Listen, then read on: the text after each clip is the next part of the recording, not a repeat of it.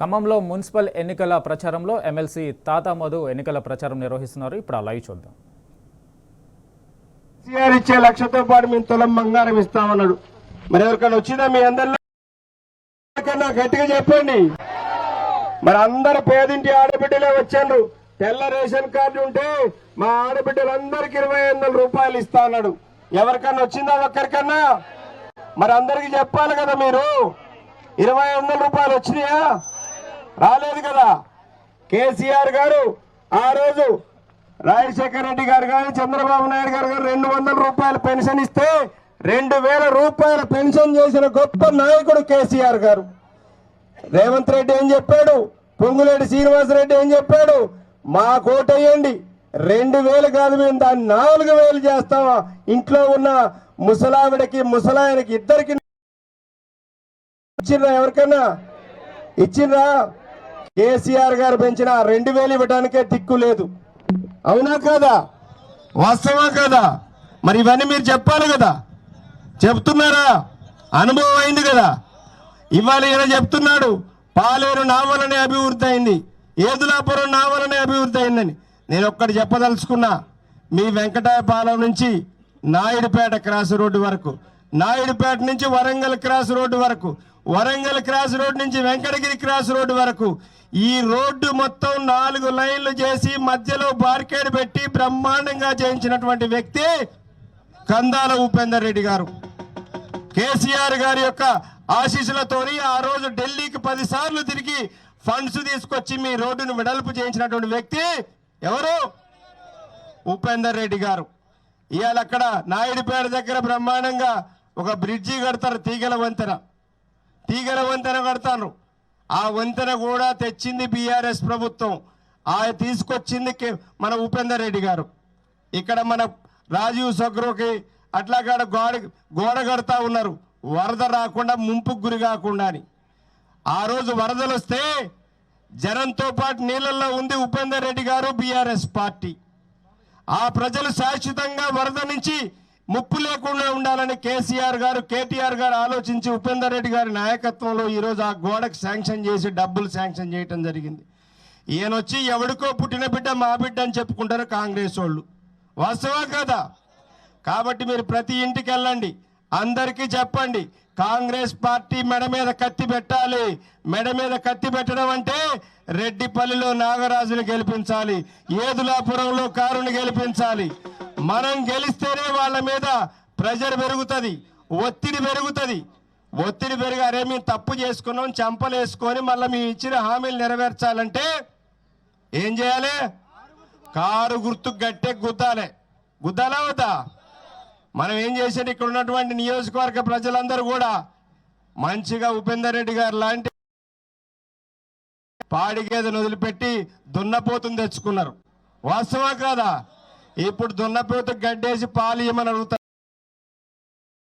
అట్లుంది మన పొంగులేటి పరిస్థితి. ఈడిస్తంది, ఎవరన్నా పోతే మాట్లాడే పరిస్థితి లేదు. అందుకోసం దయచేసి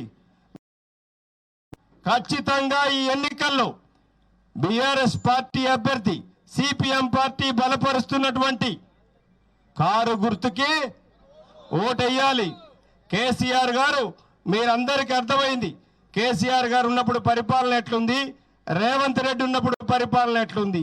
రేవంత్ రెడ్డి బూతుల ముఖ్యమంత్రిగా ఉన్నాడు, కేసీఆర్ గారు చేతల ముఖ్యమంత్రిగా ఉన్నాడు. అవునా కాదా?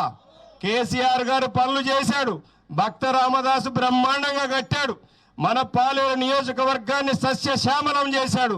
ఇలా నీళ్ల కరువు లేదు, కరెంటు కరువు లేదు, ఏ ఇబ్బంది లేకుండా చేసినటువంటి ముఖ్యమంత్రి కేసీఆర్ గారు. ఆ రోజు కందాల ఉపేందర్ రెడ్డి గారు ఈ నియోజకవర్గంలో ఎవరికి ఏ ఇబ్బంది వచ్చినా నేనున్నాను, ఎక్కడ అన్నా అంటే నేనున్నానని మీకుతో పాటు వచ్చినటువంటి వ్యక్తి మన కందాల ఉపేందర్ రెడ్డి గారు. ఆయన కుటుంబం మొత్తం కూడా ప్రతి గ్రామం, ప్రతి ఇల్లు తిరిగి ఎవరి కష్టాల్లో ఉన్నా, చనిపోయినా, చదువుకున్నా, గుడి కట్టినా, మసీదు కట్టినా, చర్చి కట్టినా, పిల్లలు ఎక్కడికైనా ఫారిన్ పోతా అన్నా డబ్బులు ఇచ్చి ఆదుకున్నటువంటి వ్యక్తి ఎవరు? కందాల ఉపేందర్ రెడ్డి గారు. కేసీఆర్ గారు కూడా ఈ రాష్ట్రం బాగుండాలి, తెలంగాణ తెచ్చుకున్నాం, అందరూ బాగుండాలని చెప్పి కేసీఆర్ గారు వచ్చిన తర్వాత తెలంగాణ బ్రహ్మాండంగా అభివృద్ధి జరగటం అనేది జరిగింది. ఇవాళ రైతులు చాలా మంది వచ్చారు ఇక్కడ. మీకు రైతులకి ఆ రోజు ఎట్లా ఉండే రైతులు, ఇవాళ రేవంత్ రెడ్డి గవర్నమెంట్ వచ్చి 2.5 సంవత్సరాలు అవుతా ఉంది. మనకు 4 రైతు బంధులు రావాలి. ఎన్నేశారు? 2 వేశారు. 2 ఎగ్గొట్టాడు. అంటే ప్రతి రైతుకి ఎకరానికి 30,000 రూపాయలు బాకీ పడ్డది కాంగ్రెస్ ప్రభుత్వం. అవునా కాదా? అనేక మందికి ఇబ్బందులు కలగజేశారు. ఇవాళ ప్రభుత్వం ఎక్కడా లేదు. రోజు మాట్లాడితే ఈ తప్పించుకోవడం కోసం బూతులు మాట్లాడతాడు. ఎక్కడైనా ఫ్రస్ట్రేషన్లో ఉండు. ముఖ్యమంత్రి ఓడిపోతామనేటువంటి బాధతోని నిన్న మిర్యాలగూడెం పోయిండు, పిచ్చి పిచ్చిగా వాగిండు. అంతకుముందు పోయిండు. ఏం మాట్లాడినా కేసీఆర్ గారి మీద మాట్లాడాలి, బూతులు మాట్లాడాలి. బూతుల ముఖ్యమంత్రి భారతదేశంలో ఎవరైనా ఉన్నాడే అంటే తెలంగాణ ముఖ్యమంత్రి రేవంత్ రెడ్డి మాత్రమే. సిగ్గు లేకుండా అన్నీ వదిలిపెట్టి బూతులే తనకి ఒక సిద్ధాంతంగా డెవలప్మెంట్ లేదు, ఏది లేదు.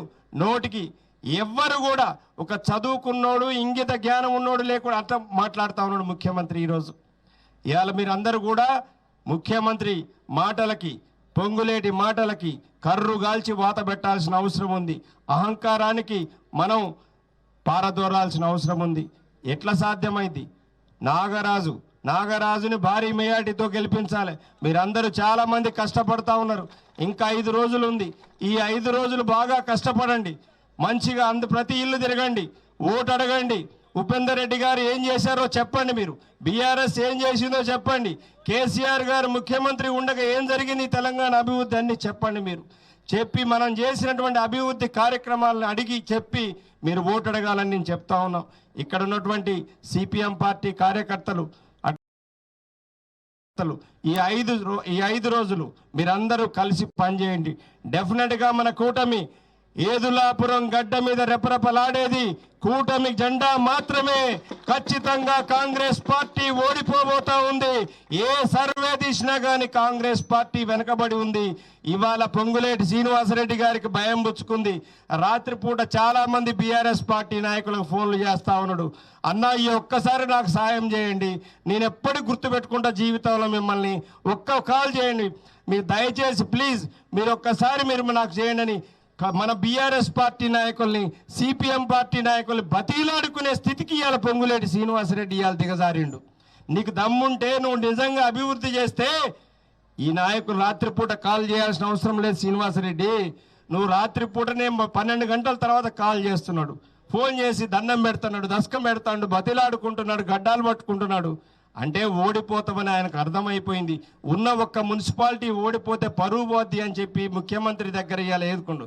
కాబట్టి మనం అందరం కూడా గట్టిగా పనిచేయండి. మన నాగరాజుని గెలిపించండి. గెలిపిస్తారా లేదా? గెలిపిస్తారు. వాళ్ళందరూ చేతులు ఎత్తండి గట్టిగా. గెలిపిస్తారు కదా? కారు గుర్తుకే, కారు గుర్తుకే, కారు గుర్తుకే. వద్దిలాలి కేసీఆర్ నాయకత్వం, వద్దిలాలి కేసీఆర్ నాయకత్వం, వద్దిలాలి కేటీఆర్ నాయకత్వం. సిపిఎం పార్టీ జిల్లా పార్టీ ప్రధాన కార్యదర్శి నున్న నాగేశ్వరరావు గారిని మాట్లాడాల్సిందిగా కోరుతున్నాం.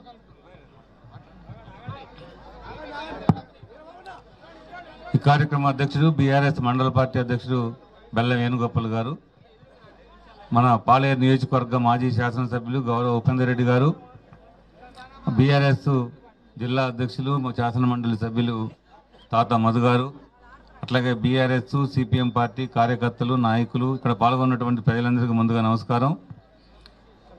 11వ తారీఖు జరగబోయేటువంటి ఎదిలాపురం మున్సిపల్ ఎన్నికల్లో 1వ వార్డు నుండి సిపిఎం బలపరిచినటువంటి బీఆర్ఎస్ అభ్యర్థి మిత్రుడు సోదరుడు దుంపల నాగరాజు గారు పోటీ చేస్తూ ఉండు. నాగరాజు గారి గుర్తు కారు గుర్తుపై ఓటేసి మీ అందరికీ కూడా విజ్ఞప్తి చేస్తూ ఉన్నాను.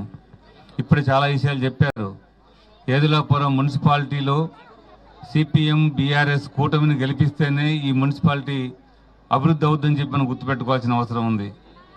ఇప్పటికే అనేక వెంచర్లతో అభివృద్ధి అయినటువంటి ఈ ప్రాంతంలో రియల్ ఎస్టేట్ వ్యాపారాలు చేయాల్సినటువంటి డెవలప్ చేయాల్సిన రోడ్లు కూడా చేయకుండా పోతే ఉపేందర్ రెడ్డి గారికి సంబంధం లేకపోయినా సరే ఎమ్మెల్యేగా ఉన్నాడు కాబట్టి ఈ ప్రాంతంలో ఇప్పటికి ఈ ప్రాంతంలో రోడ్లు మొత్తం కూడా ఆయన ఆధ్వర్యంలో వేయించిన రోడ్లే ఇప్పటికి కూడా.